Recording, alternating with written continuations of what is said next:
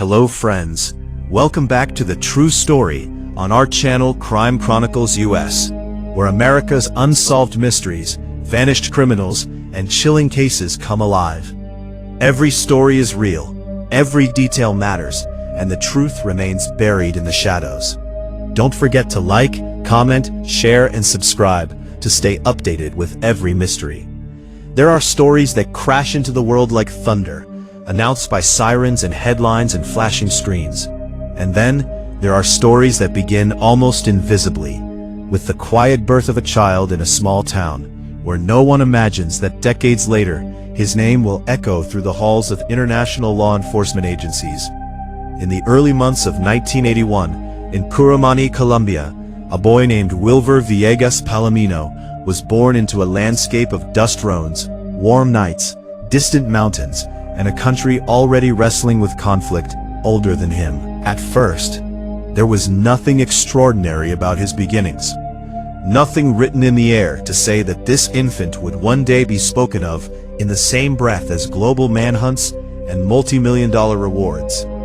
He grew up as countless others did, shaped by family, environment, and the slow, steady rhythm of daily life in a nation where opportunity and danger often lived side by side, where armed groups moved through remote regions like unseen currents beneath the surface of ordinary society. As years passed, Colombia itself became a central character in his unfolding story, a country marked by decades of internal armed conflict, ideological struggle, and the rise of organizations that blended politics, rebellion, and illicit economies into complex systems of survival and power. Among these organizations was the National Liberation Army, the ELN, a group born from revolutionary ideals, but later sustained, according to international reports, by kidnappings, extortion, and drug trafficking. In remote territories where government presence was thin and economic prospects limited, such groups became alternate structures of authority. It was in this environment, according to official allegations, that Wilver Villegas-Palomino would eventually find himself drawn into the orbit of the ELN, climbing within its ranks over time. Not through one dramatic leap, but through years of gradual immersion into a world where secrecy was currency, loyalty was enforced, and survival meant adapting to an underground order few outsiders ever fully see. By the time he reached adulthood, investigators would later allege that he had become a significant figure within the ELN's operational network, particularly in the Catatumbo region, an area straddling the border between Colombia and Venezuela, rich in natural resources, and as authorities claim, deeply entangled in coca cultivation and cocaine production. To the villagers of those regions, the jungle is a living organism, thick and breathing, concealing paths that shift with every rainfall. To law enforcement analysts thousands of miles away, that same jungle became a data point on satellite images, a suspected hub of illicit laboratories, airstrips, and smuggling routes.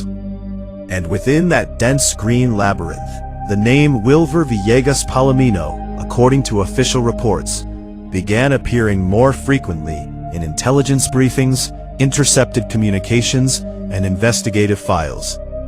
What followed was not a single incident, but what prosecutors later described as a long-running conspiracy, spanning nearly 2 decades, to produce and distribute massive quantities of cocaine destined for international markets, including the United States. This was not a simple street-level operation. Authorities allege it was a transnational enterprise involving logistics, protection, cross-border coordination, and financial channels designed to convert illicit product into sustained revenue for an armed organization. Each shipment that left the jungle trails and river crossings carried not only drugs, but money, influence, and continued fuel for conflict.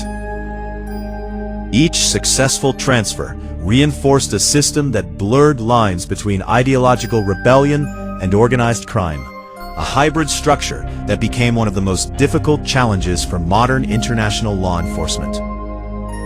By the late 2010s, the quiet accumulation of evidence began transforming into formal legal action. Investigators in the United States, working with international partners, assembled case files alleging that Wilver Villegas-Palomino played a key role in facilitating these operations.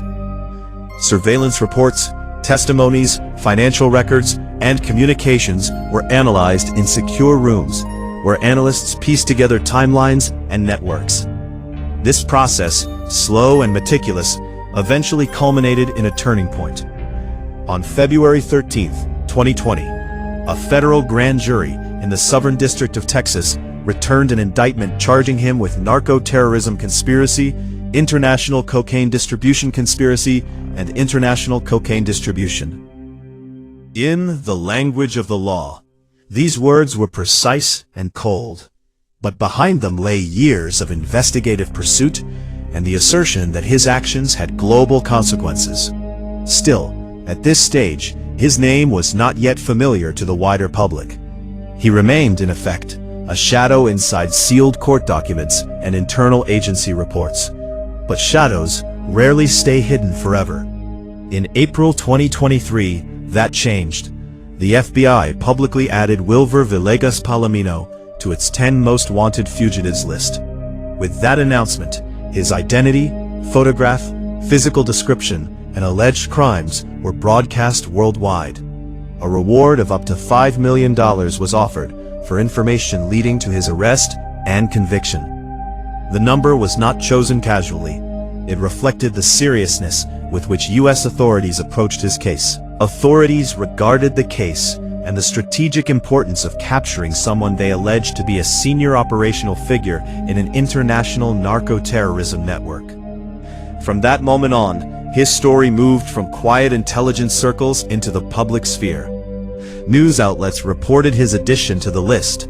Online databases updated, posters circulated, and somewhere, far from the offices where agents typed his name into systems, ordinary people scrolled past headlines, only dimly aware that behind those few lines of text lay a sprawling tale of geopolitics, insurgency, illicit trade, and global law enforcement coordination.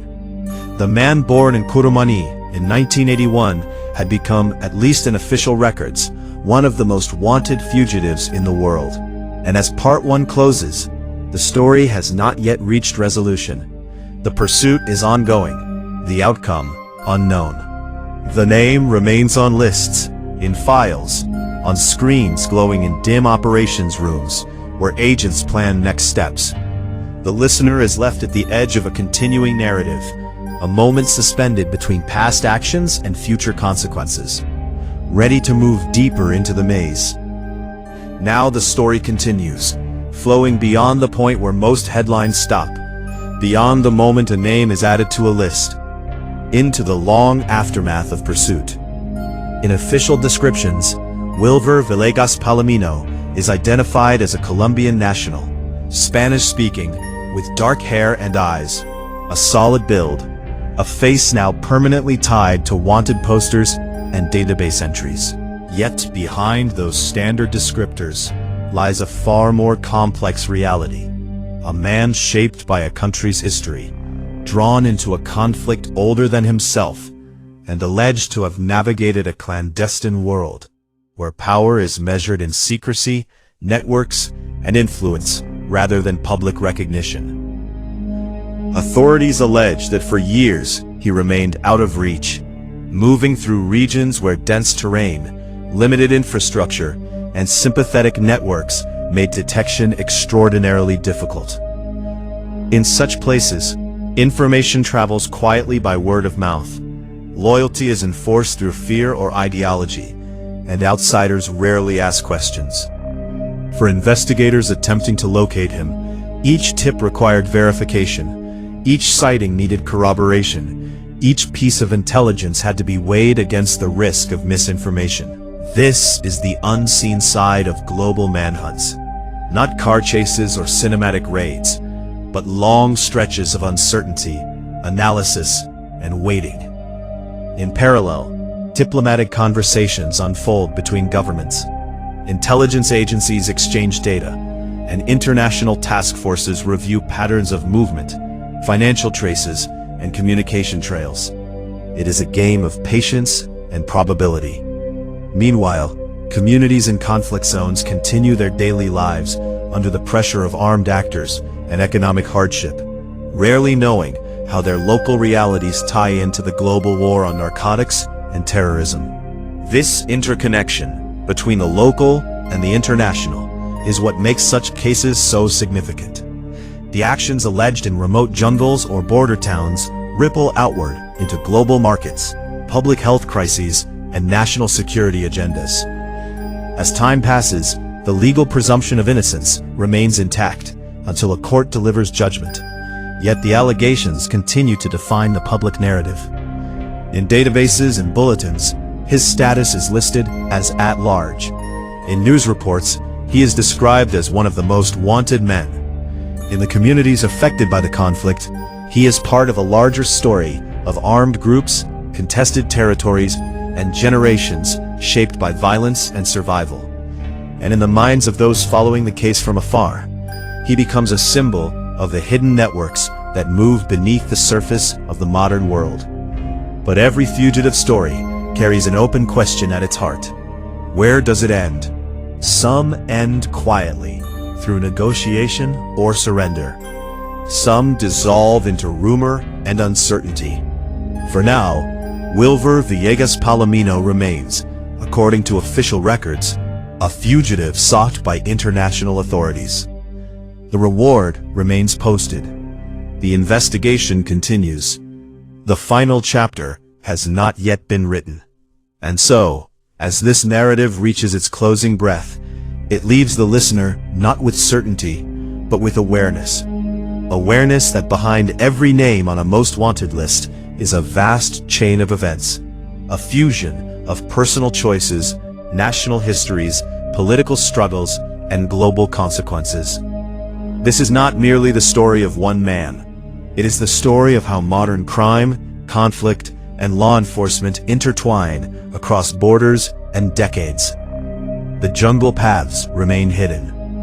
And somewhere between rumor and reality, the final outcome waits to be revealed.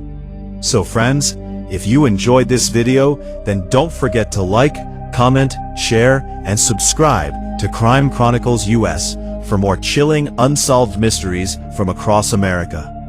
Stay curious, and we'll see you in the next story.